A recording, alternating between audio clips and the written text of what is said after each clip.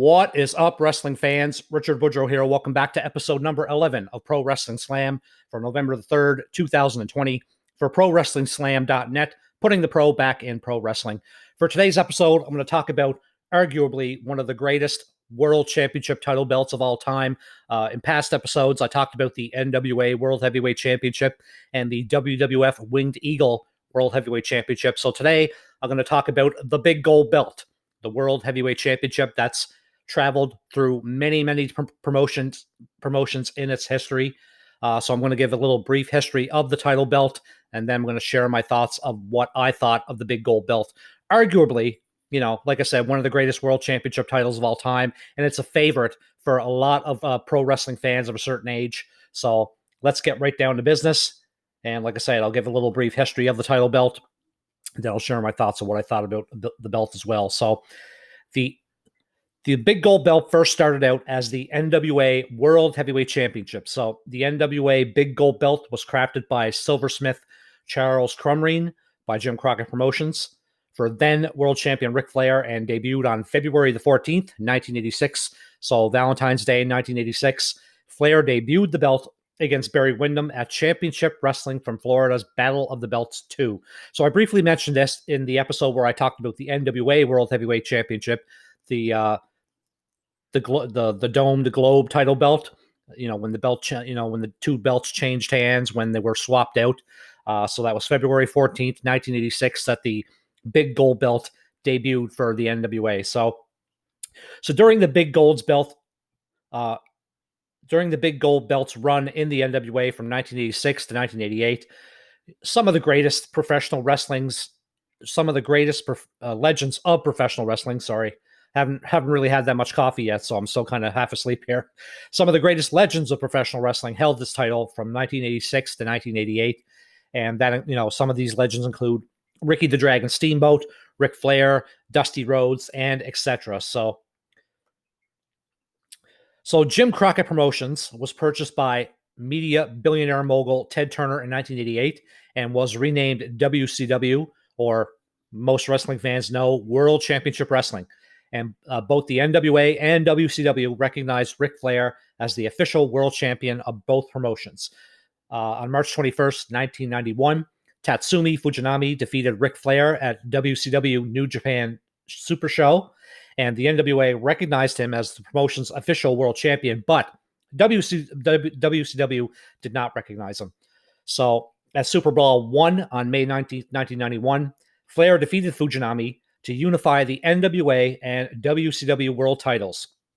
So in July 1991, most wrestling fans know this, fame story.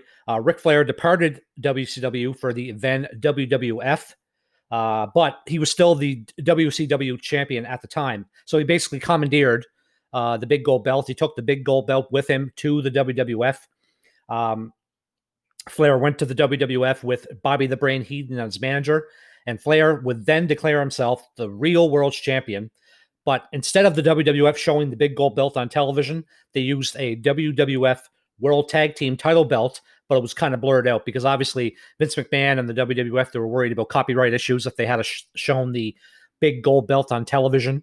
WCW, that's the big gold belt was property of WCW, was property of Turner. So WWF instead used a WWF World Tag Team title belt, and they blurred it out for vignettes that featured Flair and Bobby Heenan. So WCW officially stripped its world title from Flair, and a new WCW World Heavyweight Championship title belt was created. The NWA officially stripped Flair of recognition as well. So Flair claimed that he was owed $38,000 in interest from an initial deposit he paid of $25,000 to WCW for the company to allow him to keep the belt in his possession. So after a settlement between WCW and Flair was reached, the big gold belt was returned to the company in 1992. So a tournament was held in August later that year by New Japan Pro Wrestling. Masahiro Chono won the title against Rick Rude in the final match, and Chono was awarded the big gold belt that was returned to WCW.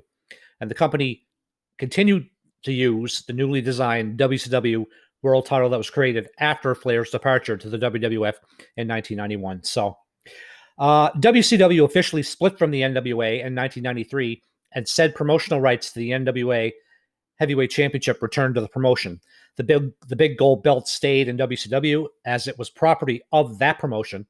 Even though Ric Flair won the NWA World Heavyweight Championship in July, he was officially recognized by WCW as holding the WCW International World Heavyweight Championship, which was a rumored but never really a founded rumor, I don't think, was a rumored subsidiary of WCW named WCW International until June 1994, when the WCW International World Heavyweight Championship was unified with the WCW World Heavyweight title. So the big gold belt was once again back in WCW. So from 1994 to the promotion's acquisition by the WWF in 2001, many iconic WCW superstars have held the big gold belt. So we got Booker T, Ric Flair, Hollywood Hulk Hogan, Goldberg, Sting, Kevin Nash, Scott Steiner, et cetera, et cetera. So during WCW's run, just before the company folded in 2001, WCW, they had its share of champions who weren't among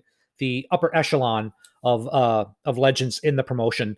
More specifically, David Arquette and Vince Russo. So, I mean, I can see where some wrestling fans are coming from. That putting the belt on these guys was kind of a slap in the face when it comes to the lineage of phenomenal world champions that came before these guys. But on the other side of the coin, that the belt is basically just a prop. I mean, you've had guys in the business like Bret Hart have said that the belt is just a prop, and it's basically a symbol for the top guy in the promotion. So, I mean, it was definitely some controversial decisions that were made towards the tail end of WCW's demise in the early 2000s. So moving on to the WWF, as I mentioned, they purchased WCW in March 2001. The company continued to use the big gold belt, and it was still referred to as the WCW World Heavyweight Championship during the WCW Invasion storyline. So after the Invasion storyline came to an end at Survivor Series 2001, the big gold belt was held by The Rock, and it was then referred to as simply the World Heavyweight Championship.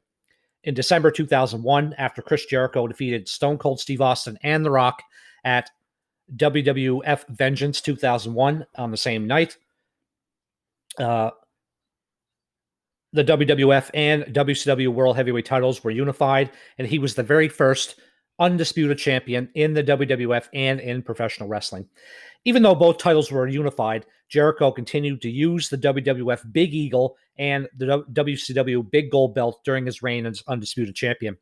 After Jericho was defeated by Triple H at WrestleMania X8, the Big Gold Belt was put on the shelf. As a brand new WWF Undisputed Championship title belt was presented to Triple H on April 1st, 2002. So later on in 2002, the newly rebranded WWE had divided into what was called a brand extension, meaning it shows Raw and SmackDown were essentially two separate brands in the company, and WWE superstars were exclusive to Raw and exclusive to SmackDown. The WWE Undisputed Champion, however, could compete on both brands. So after SummerSlam 2002, then Undisputed Champion Brock Lesnar exclusively signed with SmackDown and basically refused to compete on Raw. Then General Manager Eric Bischoff argued that the title that Lesnar held was disputed, and he reactivated the Big Gold Belt, naming it the World Heavyweight Championship, and he basically awarded it to Triple H in March. Triple H awarded it to Triple H. Sorry. In March 2003, a new Big Gold Belt with the official WWE logo was created, and basically in March 2003, the Big Gold Belt was redesigned, and the new WWE scratch logo was put at the very top of the title belt. So the redesigned WWE Big Gold Belt was officially retired on December 15th, 2013 at WWE's Tables, Ladders, and Chairs, when then WWE Champion Randy Orton defeated World Heavyweight Champion John Cena to unify the titles. So during the 10-year run of the Big Gold Belt in the WWE, some of the greatest WWE superstars have held that title. So we had Shawn Michaels, Triple H, John Cena, Randy Orton, Kane, The Undertaker, et cetera, et cetera. So, well, I'm going to take a short commercial break, wrestling fans. You're going to hear from our friends over at Anchor. So we'll be back in approximately 30 seconds. If you haven't heard about Anchor, it's the easiest way to make a podcast. Let me explain. It's free. There's creation tools that allow you to record and edit your podcast right from your phone or computer. Anchor will distribute your podcast for you, so it can be heard on Spotify, Apple Podcast, and many more. You can make money from your podcast with no minimum listenership. It's everything you need to make a podcast in one place. Download the free Anchor app or go to anchor.fm to get started. All right, we're back, wrestling fans. I hope those of you that have tuned into this episode, I hope you're enjoying it so far. I gave a brief history of the big gold belt, the World Heavyweight Championship. So now I'm going to share my thoughts on what I thought of the title belt. So, when I always looked at the big gold belt as a much more traditional looking professional wrestling title, as opposed to the WWF Winged Eagle. It had a much more classic and regal look. Whereas the Winged Eagle is referenced to a toy belt by some, salty wrestling fans, which I disagree with. It's actually funny because on Twitter, when I posted the episode where I talked about the Winged Eagle, I got a lot of flack from one specific wrestling fan. I can't even remember the guy's Twitter handle because he's basically an insignificant gnat. And he basically called it a toy belt. And, he was basically shitting all over the belt. I disagree with that. He's entitled to his opinion, but I'm entitled to mine. So the Winged Eagle was my favorite championship belt growing up as a wrestling fan. But the big gold belt had that traditional and regal look. It looked like a world championship belt, for professional wrestling. So, and most wrestling fans, I think, would agree with this, that, when you think of the big gold belt, you automatically think of, NWA/WCW stars like Ric Flair and Sting. Ric Flair especially because the big gold belt was designed for Flair specifically. But, I think of Ric Flair, Sting, those two guys are were WCW, the two top guys in the company. And, whenever I think of the big gold belt, Flair and Sting, those guys automatically come to mind. And the big gold belt during the Monday Night War of WCW was definitely a symbol for the promotion. So many, like I said, so many phenomenal WCW superstars won that title belt during the Attitude Era and during the Monday Night War against the WWF. So it was basically the big gold belt versus the big eagle belt. So, and I gotta say, I like the big eagle belt, but it's right at the the bottom of my list when it comes to my favorite title belt specifically. So the big gold right up there. So, well, that's going to do it for episode number 11. I hope everyone that checks out this episode, I hope you enjoy it. So you can check out the official website of Pro Wrestling Slam. That's prowrestlingslam.net. We always have the latest news in professional wrestling. We have a ton of articles, interviews, both audio and print. You can follow us on Twitter at PW_slam. You can check out our official Facebook page at facebook.com/Pro Wrestling Slam. Be sure to subscribe to the official YouTube channel of Pro Wrestling Slam because we have weekly episodes every Tuesday of new weekly episodes of the Pro Wrestling Slam podcast. So just go to the YouTube search bar and type up Pro Wrestling Slam ! And it's one of the first things that comes up. Check out our official merchandise store at Pro Wrestling Tees. So that's prowrestlingtees.com/Pro Wrestling Slam. You can follow us on Instagram at instagram.com/Pro Wrestling Slam. And as always, be sure to check out the official podcast medium for the Pro Wrestling Slam podcast at anchor.fm/Pro Wrestling Slam. So that's anchor.fm/Pro Wrestling Slam. And we're also on Podbean if you're a big Podbean proponent. So that's prowrestlingslam.podbean.com. So that's prowrestlingslam.podbean.com. And like I always say, guys, at the end of every episode, leave feedback, whether it's positive or negative. You want to shoot me an email, prowrestlingslam2012@gmail.com. You can hit me up on Twitter. You can always leave your comments about Pro Wrestling Slam podcast episodes, whether it's positive or negative. So I hope everyone has an awesome rest of your day. I will be back with episode number 12 next Tuesday, bright and early. So have an awesome day, guys.